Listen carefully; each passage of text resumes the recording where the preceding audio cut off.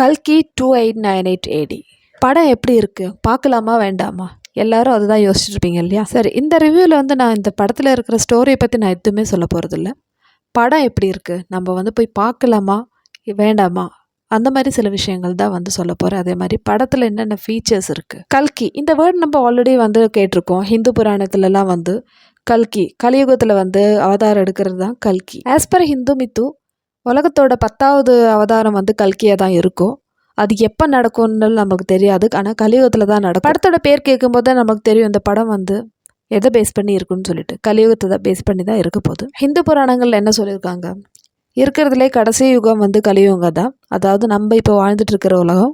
கலியுகத்தில் வந்து எல்லாமே நடக்கும், எல்லா வித அக்கிரமமும் நடக்கும். அதே மாதிரி ஹியூமனிட்டி யார்கிட்டையுமே இருக்காது. ஸோ இந்த மாதிரி ஒரு டைமில் தான் வந்து விஷ்ணு கல்கி அவதாரமாக வருவாங்க. இதுதான் நம்ம புராணங்களில் இருக்குது. ஸோ இதை பேஸ் பண்ணி தான் கல்கி படம் எடுத்து. அது மட்டும் இல்லை, மகாபாரதம் ப்ளஸ் கல்கி அவதாரம் சேர்த்து ஒரு காம்பினேஷன் தான் இந்த மூவின்னு சொல்லலாம். மகாபாரதத்தில் இருக்கிற அஸ்வத்மாவா வந்து அமிதாப் பச்சன் நடிச்சிருக்காரு. சரி, இப்போ இதில் யார் யாரெல்லாம் நடிச்சிருக்காங்கன்னு பார்த்தீங்கன்னா, நான் சர்ப்ரைஸாக இருக்கிறவங்கள வந்து அவ்வளோ சொல்லலை. ஸோ ஃபஸ்ட்டாக வந்து நம்மளுக்கே தெரியும், பிரபாஸ் வந்து நடிச்சிருக்காரு, நம்ம உலகநாயகன் கமல்ஹாசன் அவர்கள். அதுக்கப்புறம் அமிதாப் பச்சன், தீபிகா படுகோன், கீர்த்தி சுரேஷ், ஷோபனா, பசுபதி. அதுக்கப்புறம் கேமியோ ரோல் சொல்லவே தேவையில்லை. கேமியோ ரோலில் வந்து துல்கர் நடிச்சிருக்காரு. அதுக்கப்புறம் நீங்களே பார்த்து தெரிஞ்சுக்குங்க. கிட்டத்தட்ட ஒரு ஸ்டார் பட்டாளமே வந்து இந்த படத்தில் நடிச்சிருக்கு.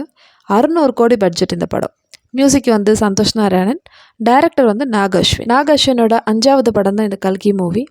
ஸோ இதுக்கு முன்னாடி எடுத்த 4 படங்களும் நல்ல படங்கள் தான். அவர் 5வது படமே இப்படி எடுத்துட்டாருன்னா அப்போ இனிமேல் வரப்போகிற படம்லாம் எப்படி இருக்கும் யோசிச்சு. ஆக்டிங் வைஸ் பார்க்கும்போது அமிதாப் பச்சன், கமல்ஹாசன் பின் எடுத்துட்டாங்கன்னு சொல்லலாம். அமிதாப் பச்சன் அஸ்வத்தாமா நடிச்சிருக்காரு. அவரோட ஆக்டிங் பற்றி சொல்லவே தேவையில்லை. எல்லா வருஷமும் வந்து நேஷ்னல் அவார்டு அவரே வந்து தூக்கிட்டு போயிடுவார், அந்த மாதிரி ஒரு ஆக்டிங். அதுக்கப்புறம் கமல்ஹாசன், அது நம்மளோட இன்னொரு லெஜெண்ட். நம்ம இந்தியன் மூவிஸ்க்கே வந்து கிடச்ச ஒரு பொக்கிஷன்னு சொல்லலாம் கமல்ஹாசன். ஸோ அவர் வந்து என்ன தான் ரோல் இருந்தாலும் அவரோட 200% கொடுத்து தான் வந்து நடிப்பார். ஸோ இந்த படத்தில் பார்த்தீங்கன்னா ஒரு செம்ம கெட்டப்பு, இது வரைக்கும் பார்க்காத ஒரு கமல்ஹாசனை நம்ம இந்த படத்தில் பார்க்கலாம். இந்த படத்தில் கமல்ஹாசனோட கெட்டப் பேர் என்னன்னு பார்த்தீங்கன்னா யாஸ்கினோட கெட்டப் வந்து அப்படியே வந்து க்ளோஸ்அப்பில் காமிப்பாங்க பாருங்கள், சான்ஸே இல்லை. அந்த அளவுக்கு கெத்தாக இருக்கும். எப்படி இந்த மனுஷனால் மட்டும் இப்படியெல்லாம் நடிக்க தோணுதுன்னு தான் நான் யோசிக்கிறேன். ஒரு மனுஷன் அவரோட ஃபுல் லைஃபே வந்து மூவி இண்டஸ்ட்ரிக்கே வந்து டெடிகேட் பண்ணிட்டாருன்னா அது கமல்ஹாசன் மட்டும்தான் இருப்பாருங்க. ஸோ நம்மளுடைய ப்ரௌடு வேறு யாருமே இல்லை, கமல்ஹாசன் மட்டும்தான். இந்த படத்தில் வந்து கமல்ஹாசனோட சீன்ஸ் வந்து கொஞ்சம் கம்மி தான், கிட்டத்தட்ட ஒரு 1/2 மணி நேரம் அதுக்குள்ளே தான் இருக்கும்.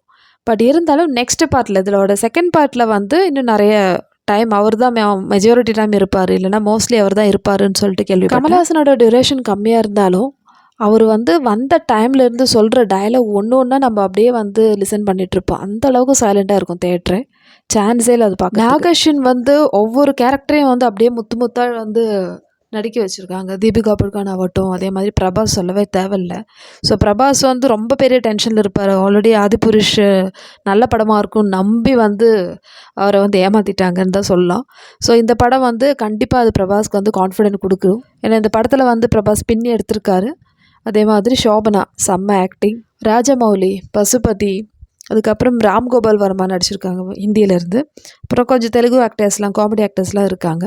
ஸோ இருந்தாலும் படம் வந்து ஒரு 3 hours படம், கொஞ்சம் பெரிய படம் தான். பட் நம்ம அந்த ஸ்டோரி நம்மளுக்கு புரிஞ்சிச்சுன்னா அப்படியே உட்காந்து பார்க்கலாம். இந்த படம் வந்து கரெக்டாக சொல்லணுன்னா ஒரு ஹிந்து மித்தாலஜி ப்ளஸ் ஒரு ஃபேண்டசி படம். ஸோ அப்படி தான் போகும் இந்த படம் ஃபுல்லாகவே. கலியுகத்தில் வந்து கடைசியில் ஒரு நகரம் தான் இருக்கும், காசி. ஸோ அந்த காசியில் தான் வந்து எல்லோரும் போய் சேருவாங்க.